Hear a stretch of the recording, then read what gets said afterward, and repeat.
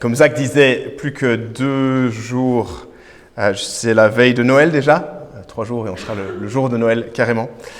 J'espère que si vous êtes à Bruxelles d'ailleurs, il y aura moyen que vous puissiez fêter avec d'autres, avec des amis, avec la famille, peut-être quelques-uns les uns avec les autres. Ce serait réjouissant. Si vous désirez être avec d'autres personnes, peut-être certaines personnes aiment être toutes seules, et ce n'est pas un problème en soi. Noël, eh bien, évidemment, on célèbre la naissance de Jésus, on l'a dit. Qui est allé à la Grand Place déjà voir les plaisirs d'hiver à Sainte-Catherine? À la Grand Place, l'année passée en tout cas, je ne sais pas si c'est encore le cas cette année-ci, il y avait la scène de la Nativité qui est présentée là. À la Grand Place, il y a un petit peu de débat si on doit encore garder cela de nos jours. Eh bien, les personnages de Noël, peut-être vous avez votre propre petite scène de nativité chez vous, vous sortez les personnages de la boîte. Vous avez Jésus, vous avez Marie, vous avez Joseph, vous mettez les animaux, le foin. Parfois, on voit des animaux les plus étranges arriver sur cette scène de nativité et l'étoile. Personnellement, j'attends avec beaucoup d'impatience Noël, ses souvenirs, ses traditions familiales, ce qu'on mange, la musique qu'on entend, les amis. Je suis conscient que pour certains, Noël, c'est pas évident. Ça rappelle des souvenirs de ce qu'on n'a plus à telle personne dans notre vie. Peut-être elle est décédée. Il est légitime de se poser cette question. Est-ce que toute cette histoire, c'est vrai ? Est-ce qu'il y a un peu de folklore qui s'est rajouté à travers les années ? Ça s'est un peu embelli. Est-ce que ça a eu lieu de la même manière qu'on voit dans la scène de la Nativité ? C'est une question légitime. Et notre tâche de ce matin, dans Luc chapitre 2, ce sera de simplement retourner aux sources historiques de ce que Luc nous a laissé. Écouter le récit et écouter la signification du récit. Luc nous donne les deux. Luc nous donne et l'explication de ce qui s'est passé et qu'est-ce qu'on doit faire avec cela. Qu'est-ce qu'on doit faire avec cela. Et Luc nous dit, regardez avec moi peut-être le chapitre 1 et les versets 1 à 4, il donne un petit peu le compte-rendu de ce qu'il va donner dans cet évangile de Luc. Il écrit ceci, lisons ensemble chapitre 1, versets 1 à 4. Plusieurs ont entrepris de composer un récit des événements qui se sont accomplis parmi nous. Je pense qu'il réfléchit à Matthieu, il réfléchit à Jean et à d'autres. D'après ce que nous ont transmis ceux qui ont été des témoins oculaires dès le commencement et qui seront devenus des serviteurs de la parole.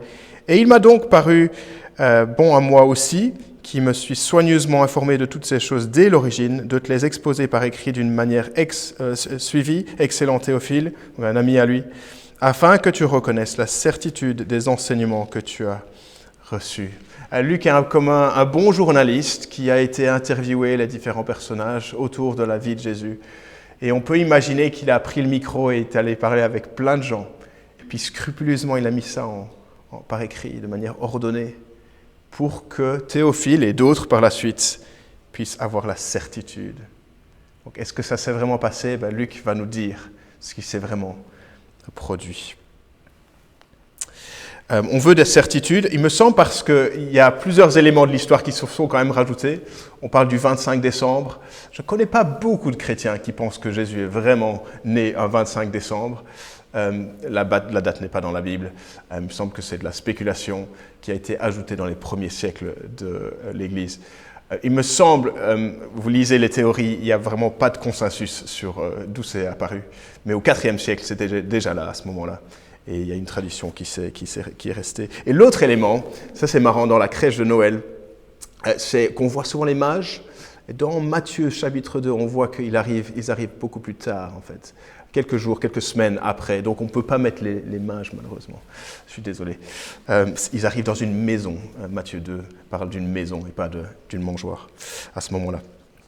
Lisons avec les personnages qui seront dans cette histoire. C'est les anges et c'est les bergers. Donc chapitre 2, versets 8 à 20. Luc écrit, « Il y avait dans la même région des bergers qui passaient la nuit dans les champs pour y garder leurs troupeaux. Et un ange du Seigneur leur apparut, et la gloire du Seigneur resplendit autour d'eux. Ils furent saisis d'une grande frayeur. Et l'ange leur dit, « N'ayez pas peur, car je vous annonce une bonne nouvelle qui sera une source de grande joie pour tout le peuple. Aujourd'hui, dans la ville de David, il vous est né un sauveur, qui est le Messie, le Seigneur. Voici à quel signe vous le reconnaîtrez. Vous trouverez un nouveau-né enveloppé de l'ange et couché dans une mangeoire. Et tout à coup, une foule d'anges de l'armée céleste se joignit à l'ange.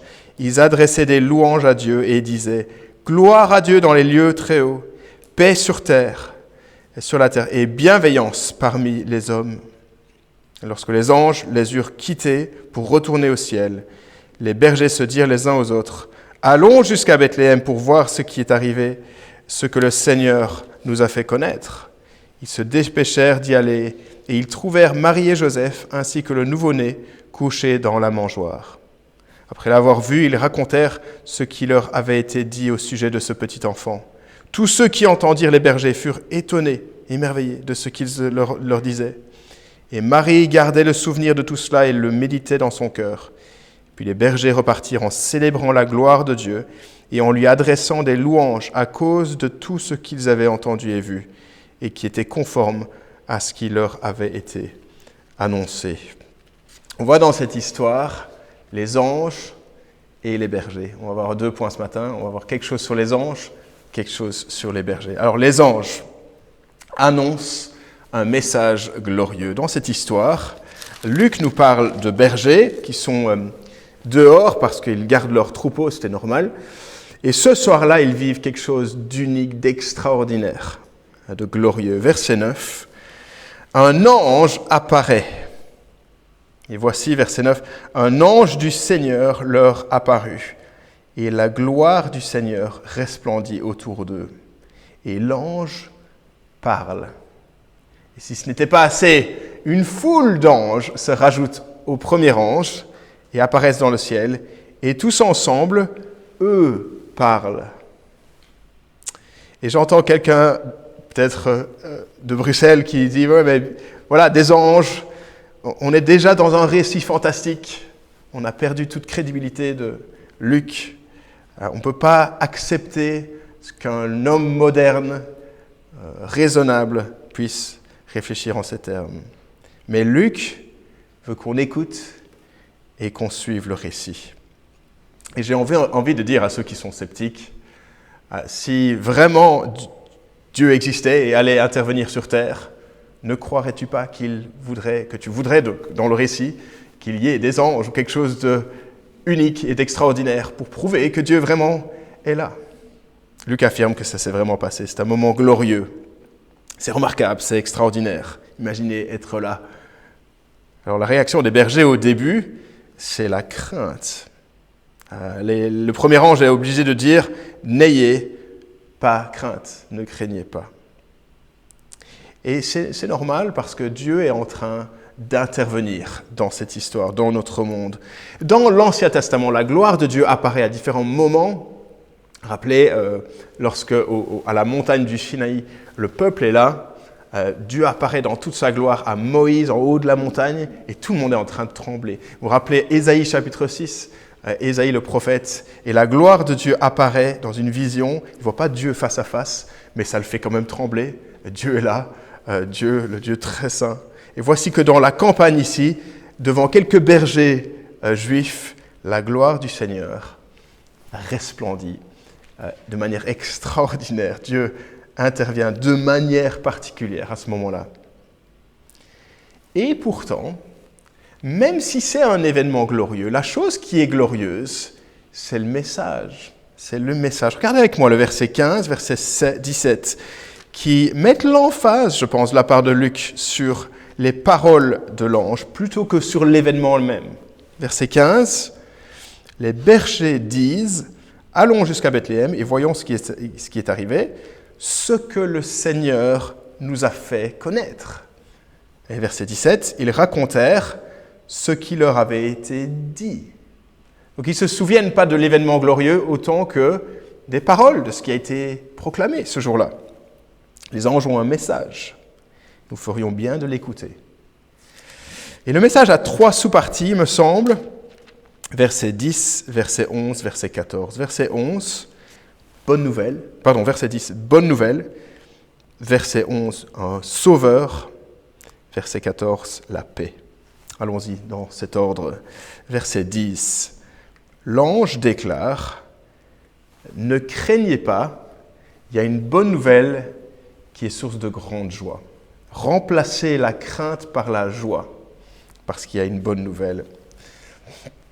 On est courant de ce qui se passe quand on a une bonne nouvelle, on a envie de la partager. Si vous êtes sur les réseaux sociaux, ça bouillonne de bonnes nouvelles. Regardez, j'ai un nouveau job, j'ai réussi mon permis, j'ai mon doctorat.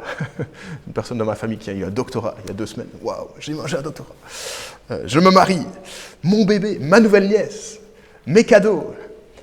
On partage nos bonnes nouvelles. Eh bien ici, on a une bonne nouvelle, ne pas craindre, mais être dans la joie. Deuxième chose, un roi qui est sauveur, verset 11. C'est vraiment le centre de ce passage. Aujourd'hui, dans la ville de David, il vous est né un sauveur qui est le Messie ou le Christ, le Seigneur. Et l'ange veut persuader ces bergers d'aller trouver le seul bébé qui se trouve dans une mangeoire, parce que ce bébé est unique. Ça va être facile à le trouver. Il y aura un bébé dans la région qui sera dans une mangeoire ce soir-là. Il faudra juste trouver lequel. Et ce bébé, dit-il, est sauveur. C'est le terme, on le sait bien, qui désigne que quelqu'un va nous sortir du problème, va nous délivrer. C'est le pompier qui fracasse la porte pour nous emporter du feu et sortir du feu. C'est le parent qui voit son enfant perdre le contrôle de sa trottinette et qui intervient à temps pour le secourir avant qu'il ne percute une voiture. C'est les forces de l'ordre qui viennent secourir la personne qui est kidnappée de pirates en mer. C'est l'hélicoptère qui vient au secours de la personne en montagne qui est égarée. C'est une bonne nouvelle, on a un sauveur, une délivrance. Ce bébé, un sauveur. Et ce bébé est aussi le Messie, le Christ, le roi qui a été prédit depuis des années, qui allait régler les choses dans ce monde, qui allait venir de la descendance de David, le roi. Et on a besoin, il me semble, on a besoin de réfléchir à cela, on a besoin d'un sauveur, on a besoin d'un maître. On a besoin d'un sauveur parce qu'on est pécheurs, vous et moi. Notre rébellion contre Dieu, ayant désobéi à ses commandements, ayant gardé Dieu à distance respectable, on n'a pas envie de suivre ses voies tout le temps. On a besoin de Jésus pour qu'il prenne nos péchés. Et on a besoin de Jésus en tant que maître à cause de nos péchés, pour nous conduire, nous diriger, marcher devant nous. Bonne nouvelle, un roi sauveur. Que va-t-il accomplir? Paix, verset 14. Gloire à Dieu, dit-il, disent les anges, dans les lieux très hauts, paix sur la terre et bienveillance parmi les hommes. Et quand Luc parle de paix ici, il ne s'agit pas d'un sentiment, mais d'une réalité objective. La paix qui commence avec Dieu et moi, et qui va avec d'autres. La paix, pas juste un sentiment interne, mais d'être réconcilié avec le Dieu qui m'a créé, qui m'aime, et cela me libère pour être en harmonie, en paix avec d'autres. Comment ça va entre vous et Dieu ce matin? Eh bien, grâce à Jésus-Christ, on peut affirmer avec confiance, ça va bien. Peut-être que dans mes émotions, ça va moins bien, mais on peut tout de même dire, Jésus est ma paix. Je vais bien avec mon Dieu.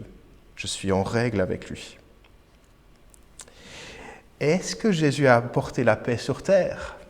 Ce n'est pas vraiment le cas. On regarde autour de soi et on se dit, mais mince, c'est une promesse, mais qui ne tient pas, n'est-ce pas? On n'a pas encore l'impression que ce soit le cas. Et Jésus dit, dans son évangile un peu plus loin, il y aura des guerres et des rumeurs de guerre. Il y aura des difficultés. Mais à son retour, paix sur terre. Et déjà maintenant, une bonne nouvelle, un roi sauveur, et la paix avec Dieu est déjà donnée. Tout ça, ça nous aide avec la grande question, mais qui est ce bébé? Qui est ce Jésus? À travers les années, j'ai eu pas mal de discussions avec les gens sur cette question, qui est Jésus? De temps en temps, je rencontre des gens qui me disent quelque chose de ce genre. Pour moi, j'aime croire que Jésus est un peu comme ceci. Je préfère penser que Jésus était... 3 petits points. Moi, je crois que... Et il est vrai qu'il existe une grande diversité de points de vue sur Jésus, mais Luc ne nous laisse dans aucun doute, n'est-ce pas? Si on entend Jésus, pour moi, il est un grand prophète, un grand enseignant, un écologiste, un réformateur de la société, un hippie, un révolutionnaire, toutes sortes de choses, Luc dirait, il est le Messie, il est le sauveur du monde, il apporte la paix. Si vous voulez croire à autre chose, vous pouvez. Mais la réalité historique, Jésus est ces choses. Luc veut qu'on ait des certitudes. Bien sûr, c'est notre message en tant qu'Église.